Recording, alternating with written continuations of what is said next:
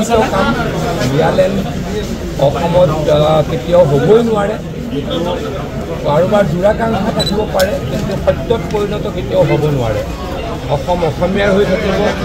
অসমত ন্যায়ালয় অসম্ভৱ কোনোবাই যদি এই ক্ষেত্ৰত সীমা অতিক্ৰম কৰে তাৰ বিৰুদ্ধে চৰকাৰে নিশ্চয়কৈ কঠোৰ ব্যৱস্থা হাতত ল'ব আপোনালোকে দেখিছেই সকলোৱে দেখিছেই মুখ্যমন্ত্ৰী ডাঙৰীয়াই বাৰে বাৰে কৈ আছিলে যে অসমৰ সাংসদগৰাকীৰ পাকিস্তানৰ লগত সম্পৰ্ক আছে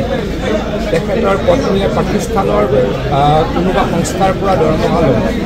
মুখ্যমন্ত্ৰী ডাঙৰীয়াই এই কথা কৈ আছিলে পৰহি দিনাখন গোটেই পাকিস্তানৰ হিৰো কোন আমাৰ সাংসদগৰাকী পাকিস্তানৰ টিভিত পাকিস্তানৰ ছ'চিয়েল মিডিয়াত যোৱাকালি কোন হিৰো আমাৰ অসমৰ সাংসদগৰাকী যিখন ৰাষ্ট্ৰ আমাৰ চিৰবৈৰী সেই চিৰবৈৰীখনৰ যদি নয়নৰ মণি আমাৰ এজন সাংসদ হয় ইয়াতকৈ অসমীয়াৰ কাৰণে দুখৰ কথা একো নাই গতিকে এই কথা অসমীয়াই বুজক তাৰ কাৰণে মই সকলোকে আহ্বান